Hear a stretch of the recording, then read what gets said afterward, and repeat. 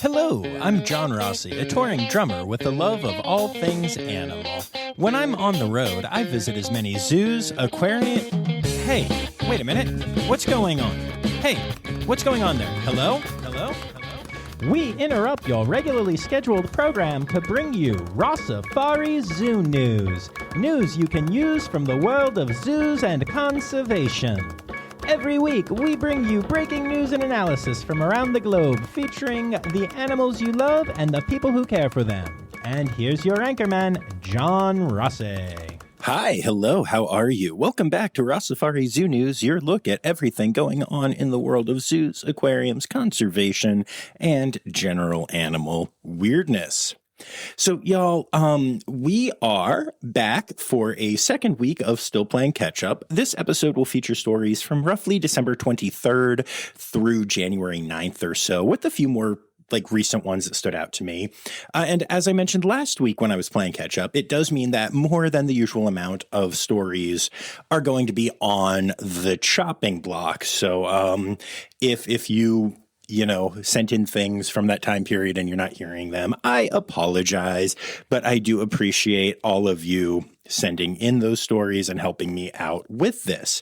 And if you are a new listener, that's right. You can send in stories either to rossifaripod@gmail.com or just tag me in them on social media. It's at Rossifari everywhere except for TikTok, where it's at Rossifaripod. And whether I use them or not, I'll say your name as a way of saying thanks at the end of the episode. So lots of exciting stuff there. And then, as far as what's been going on in my life, I have spent this last week or so back in Harrisburg with the whole clan, kind of spending the week with Miles. And it's been a really good, really chill time that I have really appreciated. One of the things that I've been working on is finalizing some of my plans for the upcoming year. There's actually a lot going on, especially in the second half of the year that I'm pretty excited. Some of which I haven't, put pen on paper yet, so I will have to tell you about those things later. But I've got a performance of Under the Sun, which is a show that I have written and tour around the country, all about the history of Sun Records. We're going to be performing in Atlantic City for one night only in February.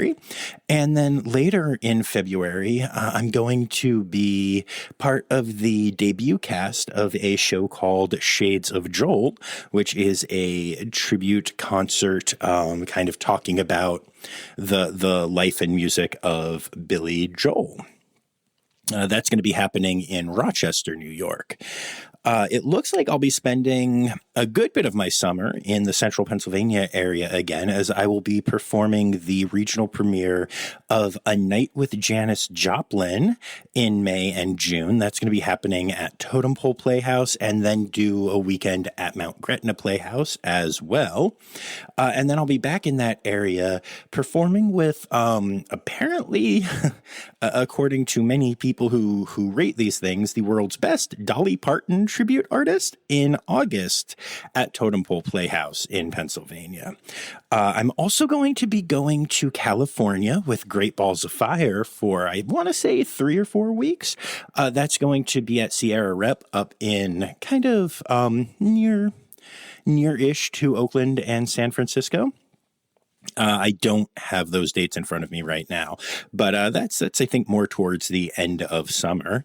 So that's all very exciting stuff. And then, of course, that's just the music side. I've also got the ABMA IAATE conference coming up in Cincinnati that I'll be covering.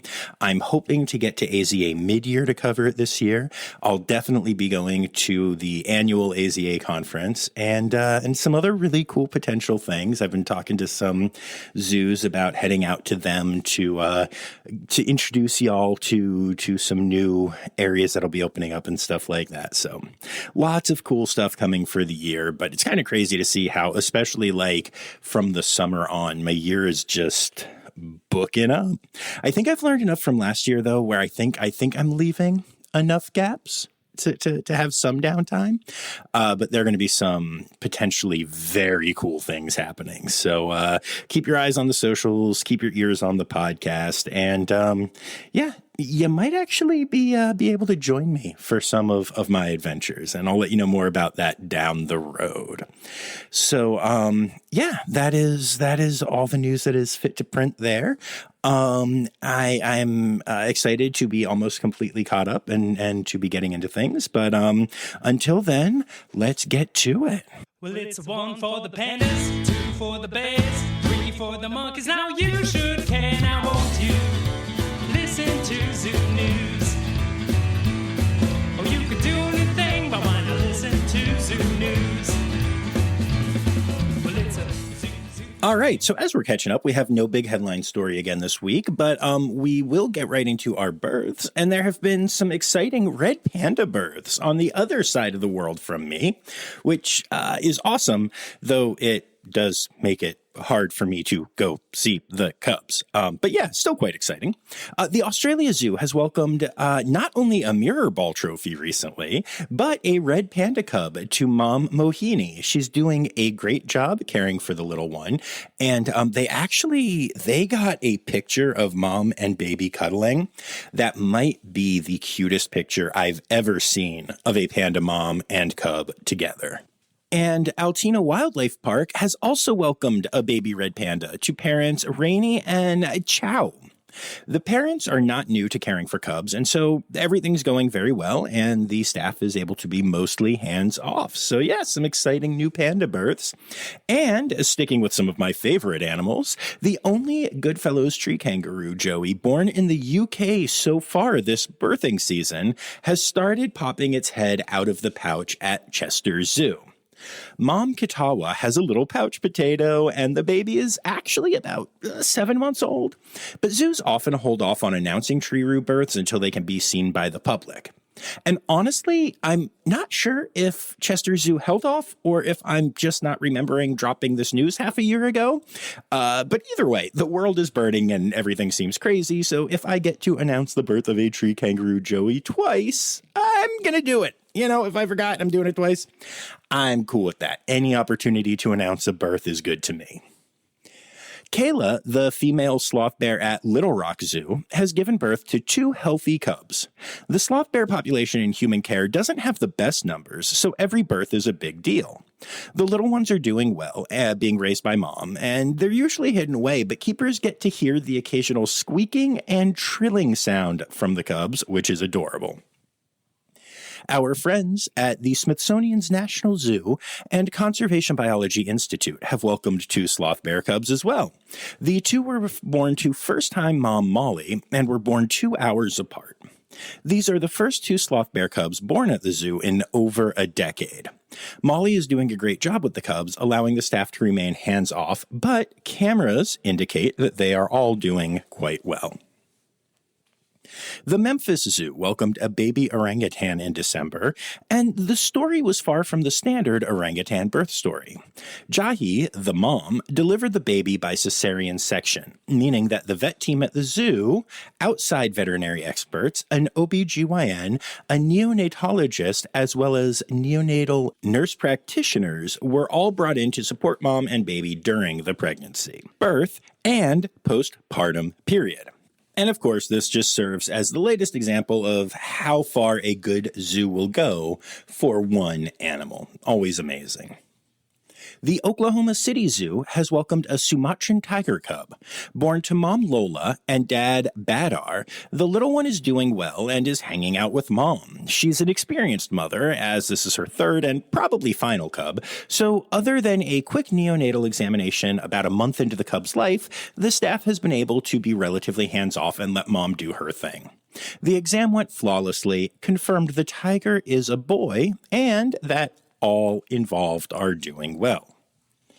And then last but not least in our births this week, the Dallas World Aquarium has welcomed a giant anteater pup to the world. Named Forte, the little one was born to Gorda and Pequeño. The parents were actually orphaned in Brazil and brought to DWA after being deemed unreleasable. So this birth is a big one, not just because, hey, anteaters are awesome, but also because it's going to be the start of fresh genetics getting into the population under human care in the United States. And then that brings us to our deaths for the week. And I'm only going to touch on 2 this week, actually. Our good friends at the North Carolina Zoo have said goodbye to Caesar, the oldest African bull elephant in the U.S. At 51 years old, Caesar had quite the life. He was orphaned in Kenya and was rescued at the age of 4 and taken to the North Carolina Zoo.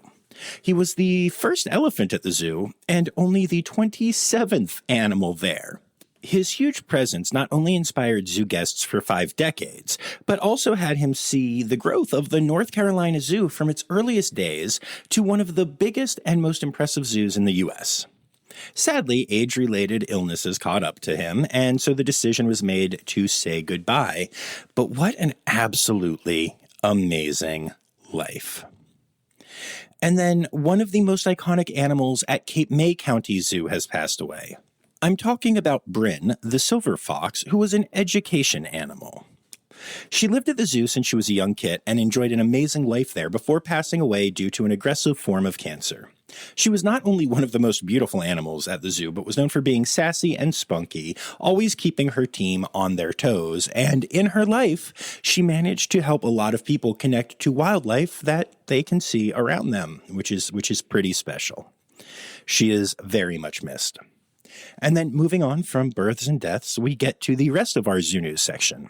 So I'm going to start this section with a really cool announcement for anyone interested in training, whether you're in the field or not.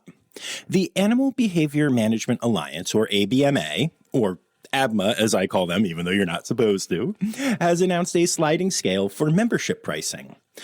This model will help improve accessibility and inclusivity. The membership fees have been adjusted based on the general income range of the country where a prospective member lives, with the goal of increasing global participation and accessibility, and also bringing more voices from around the globe into the ABMA community to help build the overall knowledge and expertise base of the organization, since all members are able to draw from that collective knowledge. There's a lot of really cool online resources. There's the conference coming up in Cincinnati. There's just so much good stuff that comes from being a member of the ABMA. So especially if you are in another country and thought that maybe the price was a little high, I would look into this sliding scale and see what you can do. And even if you are in the States, still, it's very much worth the membership. It's not too high of a price, and they do a ton of amazing work. So I highly recommend that you check that out. Now, every year we talk about the various winter wildlife type displays at zoos and how they are great, both for the host facilities and honestly for the community at large. But I do need to take a moment to give a special shout out to the Columbus Zoo, who took that community outreach to a deeper level this year. At their winter wildlife event, guests were given the opportunity to handwrite notes to Ohio Health cancer patients, sharing encouragement, kindness, and a little holiday magic. Thousands of the notes were delivered to patients, giving light to some people who were clearly going through a dark time, and I think that's really beautiful. Wherever you stand on the holidays and the religious aspects of it, or the community aspects, or the family aspects, or whatever, I think we can all agree that people giving hope to people is a beautiful thing. And the fact that the Columbus Zoo facilitated that, I could not be more proud of that organization. Now, on the other side of the pride spectrum, another fake AI animal story has gone viral, and this one is particularly disgusting because it uses images and the name of a real human. So the story going around refers to Rachel, a zookeeper who supposedly spent years watching a bear named Milo fade away behind bars, as it says. So according to the story, she did what any logical person would do. She kidnapped the bear and took it to a sanctuary 6 states away. And I'm not going to go into details because it's total bull. But the story is clearly written in an anti-zoo, pro-sanctuary way, which, as we've discussed on here before, is a really stupid way of looking at things because those words technically mean nothing.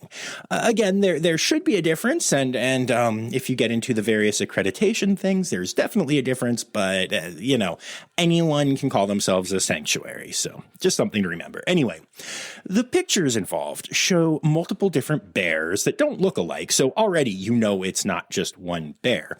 But where this gets really crazy is they also show a photo of a real zookeeper with a bear. And the zookeeper in the story is named Rachel, and this person is actually named Rachel. Like, this is a real photo of a real zookeeper named Rachel. And they make it seem like she's the Rachel in this made-up story. How weird to be a random person that is somehow brought to fame for something that they didn't do, but using an actual picture of her and a bear. It's so weird to me. It's such a deeper type of ick factor than just like the AI created fake videos that we've talked about and stuff. It's a mixture of AI writing and real images just being used to emotionally manipulate the public. And Rachel certainly didn't deserve any of this. She's not even the type of keeper to build a big following online or anything. Just a person doing her job and doing it well that was dropped into a huge lie without any knowledge of it happening until, people pointed it out to her. So yeah, this is just a further reminder that the AI stuff, it's gonna keep getting weirder and we're gonna see things and hear things, and it's gonna be fake, and it's gonna be half truths, or like this one's like a 16th truth in that they both got the picture and her name right, but everything else is wrong. It's just all so much. And then, the flip of this is that you've got a whole bunch of people who, for whatever reason, are going to believe stories like this. But then you've got a whole bunch of other people who are now questioning everything they see. So I recently posted yet another video of more of my time drumming with Emily. And, people just seem to get such joy from it, and it's cool. So, generally when I post one of those videos, it has a few months where it gets likes and views and comments every day. And so I just, whenever that starts to die down, I give it a couple of weeks and I throw another one up, because why not? People seem to love it. But more and more people are commenting on it and either claiming it's AI, or I find a whole lot of them comment and just ask me and just say hey, can you please confirm this isn't AI? I want to believe in this so badly.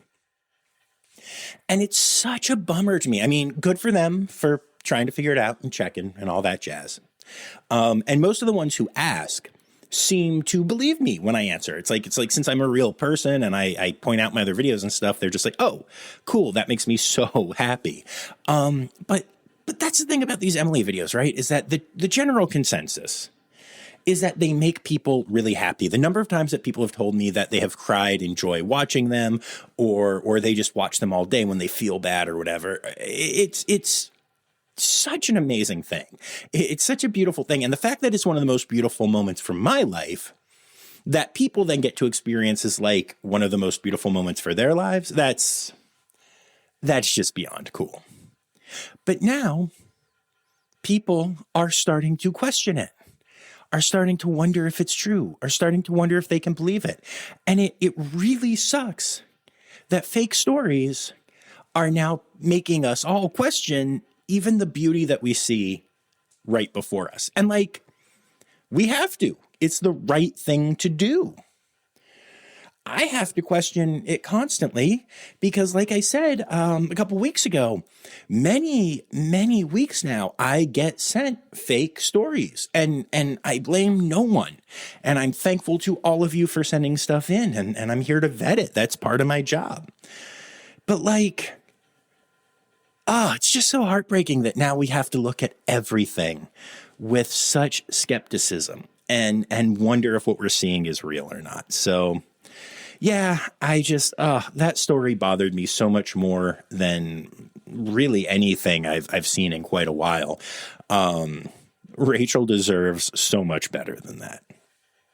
We all do. All right. So we're going to this is me getting off my soapbox. You're welcome. And this is actually kind of a fun and interesting one that I also think has some interesting ramifications. So I actually saw this today right before I recorded and just decided to throw it in. But one of our favorite animals, one that already has some confusion about its name, is now going to have even more confusion about its name. And I'm talking, of course, about the fossa or fusa or foosh, all of which are proper names for the largest predator in Madagascar. And now that animal is getting a spelling makeover to its name. Instead of being spelled Fossa, which is how it's spelled regardless of whether you pronounce it fossa, fusa, or foosh, the name is now officially down to just 4 letters, Fossa. This was a decision made by the Fossa SSP and agreed to by the AZA. And the reason they're doing it is because it aligns with how shareholders in Madagascar and some other countries around the world spell the name of the animal. So it's to honor that and to help avoid confusion and all kinds of stuff. I believe that with the new spelling, all 3 pronunciations are still considered valid. But now you will have the proper spelling, Fossa, but also it's going to take a long time for people to update signage. And like, even as I was writing this to post it, for talking about it in here, autocorrect kept trying to change Fossa to not to Fossa, because honestly, who writes about foosh that much? But to some other words. Meanwhile, Fossa is recognized by at least Apple's autocorrect. So it's currently got 3 pronunciations and 2 spellings, even though one is official. And I think that's kind of fun and interesting, and we'll see if that causes confusion or not. But this actually, it highlights a trend that I've seen from time to time. I haven't seen it become official for any animals before this, but there is a debate in the zoological world about whether you should have a name for an animal that isn't the same as it is in its range country, or if there's a different pronunciation, if you should pronounce it like they do in the range country. And this goes to some interesting places. Like, for instance, the axolotl. That word originally comes from, I believe it comes from one of the indigenous languages in Mexico. And the way it is pronounced in that language is axolotl. And there's this weird, like, roly-trilly thing that you do with your tongue at the end, which I did pretty well there, actually. And so I've seen a lot of people, especially a lot of educators in the zoo community, be like, oh, that's how we should be pronouncing this. We shouldn't say axolotl. Although, to be clear, it is really common to, from language to language, change pronunciations, even if you spell it the same way. And so, yeah, I think that's a certainly interesting thing. And then you get into really weird stuff like, let's talk about our friend, the red panda, right? Do we need to change that? It's called the habre in Nepal. So do we need to get rid of the term red panda entirely and start talking about the habre? And what effect will that have on people who care about red pandas? And will people just kind of read it? It's a whole thing. So it's a really interesting conversation. And I think that it goes a lot deeper than it does with the fusa, because we're just dropping an S, y'all. It's fine. But it is really interesting to see that change getting made at a high level. And I'll be curious to see what happens, down the road if other people decide to run with that for other animals. And then last but not least in the zoo news section this week, this is a great transition to conservation news. Point Defiance Zoo and Aquarium has partnered with conservationists in Bali to help save zebra sharks. 7 zebra shark eggs were sent from the zoo to Bali, and all 7 have hatched and are currently in a nursery and, going to be released out into the population. And this is just fantastic news. So awesome work. So cool to think about, shark eggs from Washington getting sent to Bali. We do the coolest stuff in the AZA. It's so flippin' exciting. And that brings us to Stereotypical Animal Podcast theme song. Here to bring it to conservation news. All right, so we often talk on this podcast about how much we still don't know about what animals share the planet with us, and I found this one statistic to be so fascinating and so indicative of that fact that I had to share it. Scientists at Cal Academy described 72 new species of animals in 2025 alone. That's 72 new species from one facility. There is still so much to learn about what is out there, as well as so much to learn about the species we already know that sometimes it's honestly a little overwhelming to think about. So I just can't get over that. And then, obviously you have to go ahead and figure out the conservation status of each and the role of each and just the niche that it fills and all the things. It's so much. Our world is so huge and so beautiful and filled with just so much cool stuff, so much wonder. That statistic has stuck with me ever since I read it. A tiger named Gamma is causing a lot of excitement in the conservation community. So he's a wild tiger who was born around a bunch of camera traps, and his early days were well documented, actually teaching scientists a lot about the lives of young tigers in the wild. But then Gamma disappeared. People feared the worst, but now an adult Gamma has been spotted from a different camera trap 70 kilometers north of his birthplace. And the best part of that news is that Gamma traveled safely to his new area using restored habitats and connected wildlife corridors, proof that these concepts work in the wild. Gamma would never have made it to his new home if not for the conservation work done by the WWF and other partners on the ground in Thailand, including their National Park Service there. And he now stands as proof that this work really does change things. I can't wait to see what else we learn from this cat, but this is so exciting. It's a kind of different rediscovery than we usually talk about on here, but it's a darn good one.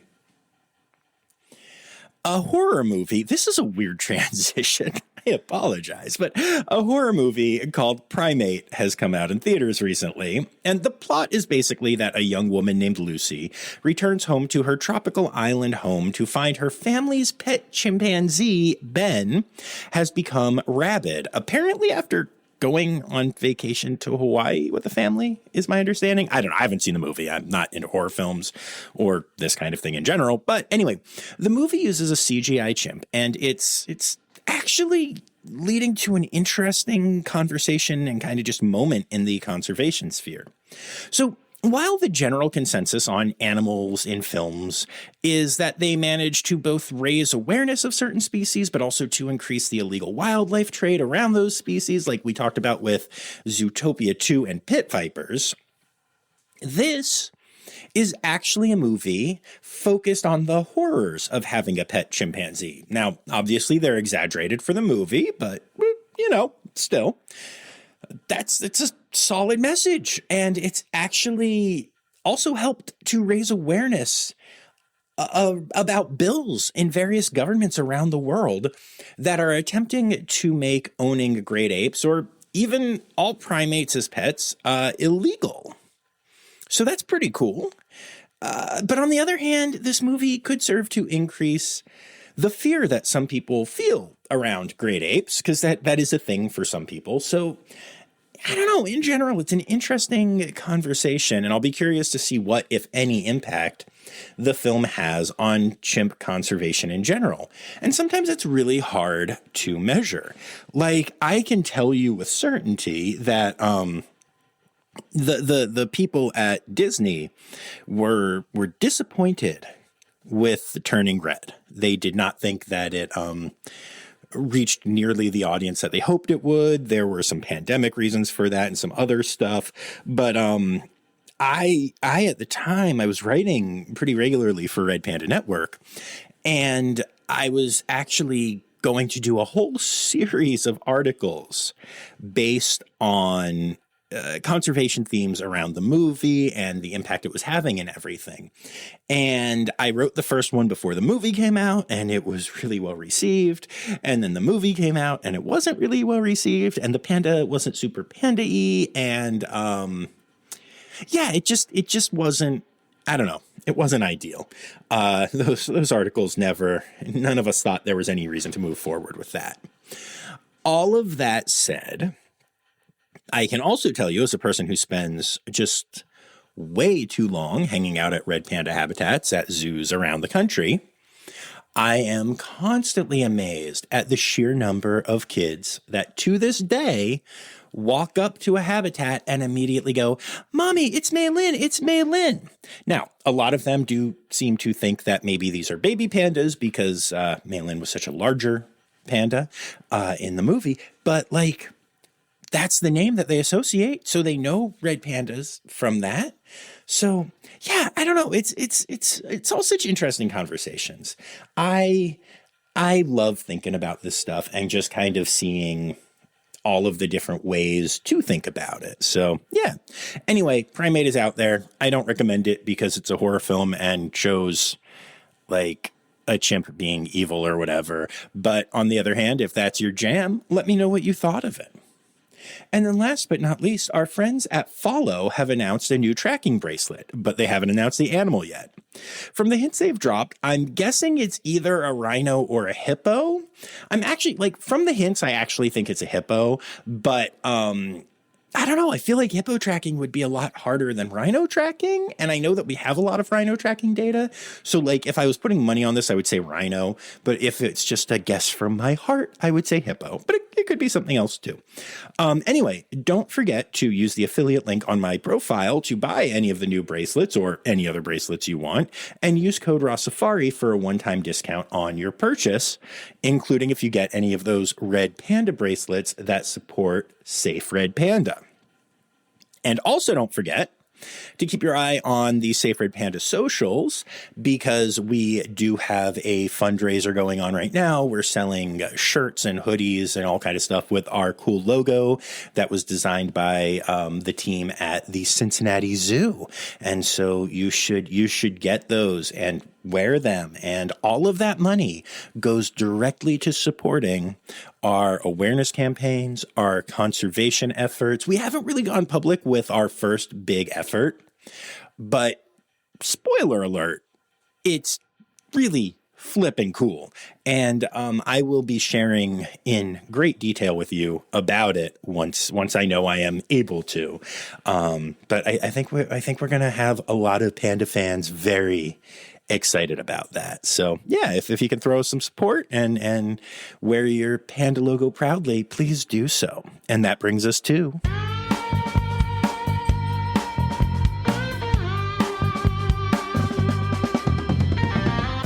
In other news. Okay, so I usually use this section for some like fun and goofy stories, and this is not that, but it is a really interesting one, and it's kind of another one that can get you thinking a little bit. I apologize for making you use your brain so much this week, but yeah. So the CDC, the Center for Disease Control, which is in the U.S., has announced that it will end all research involving primates by the end of the year, with the animals being transferred to other facilities or possibly euthanized, which is not ideal, but whatever. And this is one of those things that I don't quite know what to think about yet. So the good news is that a bunch of primates are not going to be kept in suboptimal conditions anymore and, tested on for the advancement of human medicine. In recent years, some in the field have started to question how helpful primate testing really is, and new technological advances have given scientists alternative methods of testing. For instance, there is a system called Organ on a Chip that basically mimics a human organ using microfluidic channels and human organ cells, which actually seems quite successful for testing medicine and stuff. So, that's cool. And if we can use that and it all makes sense, then yay, good. But I also can't help but feel a little concerned that this decision is coming too soon.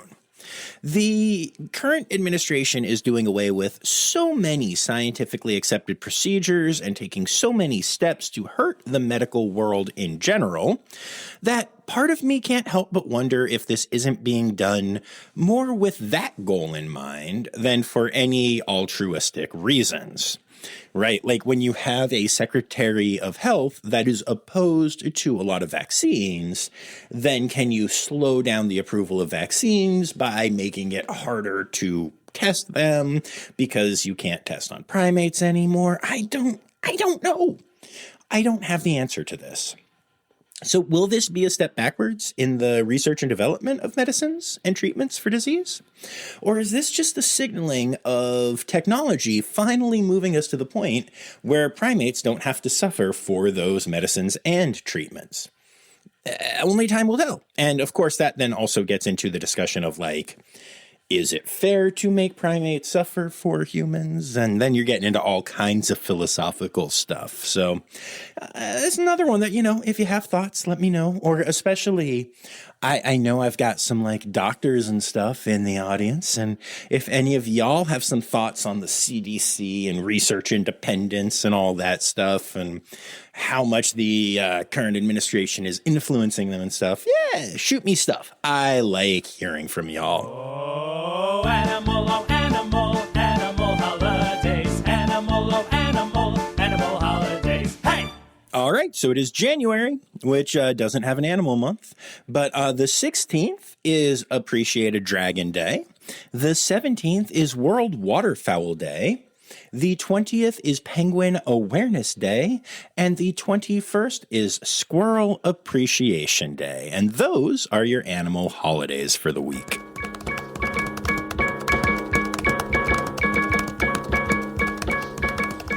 All right, so there you have it, folks. An interesting episode this week, if I do say so myself. Kind of a lot of philosophical stuff, which is always my favorite. I want to take a moment to thank y'all for listening, and of course to thank all of my patrons, especially my Red Panda level patrons, Dr. Laura Shank, Dr. Stephen Williamson, Barbara Bennett, Jenny Owens, Melissa Reed, Carrie Kirkpatrick, John Lewis, who is also here for stickers, Kevin Williams, and Cormac McMuffin. Meow. I would also like to say thank you to everyone who sent in news these last couple weeks, including Anya Keene, Colleen Linehan, Kim Cooley-Croninger, Carrie Kirkpatrick, Kevin Williams, Emily Rockbuck, Dr. Natalie Taco, Sam Evans, Dr. Laura Shank, Ren Owl, mate, Jacob Zinn, Ali Malensky, Kay Malensky, The Malenskys. Kevin Williams, Holly Page, Jay Meredith, Nikki Morley, Dr. Zoe Rossi, Barbara Bennett, Ken Tryon, Ann Yoshioka, Marianne Rossi, Turan Hanton, April Taylor, Nancy Fetters, Alexa Lopez, Alyssa Buchter, Colin Yates, Chelsea James, Rudy Lindmer, Jennifer Conti, Daniel Cohen, Kelly Palawi, Rowena White, Zach Poe, Jamie Chavez, and Kristen Khalil. Thank you all so much for being here and for supporting my efforts. I appreciate you all so much. We'll be back on Tuesday with a brand new interview episode, but before then, I have to remind y'all that the words Newsy Credits Backwards are Steiderk Yiswen. The Rossifari podcast is produced, hosted, and engineered by John Rossi. Editing and fact-checking by John and Dr. Zoe Rossi. Our theme song is Sevens by Nathan Burke, performed by Nathan and John. Interrupting John theme and additional voices by Taylor Isaac Gray. You can reach John directly on Instagram and Facebook at Rossifari or by email at rossifaripod@gmail.com. Rossifari is part of the Daydreamer Media Network. Now, stop listening to me and go visit a zoo.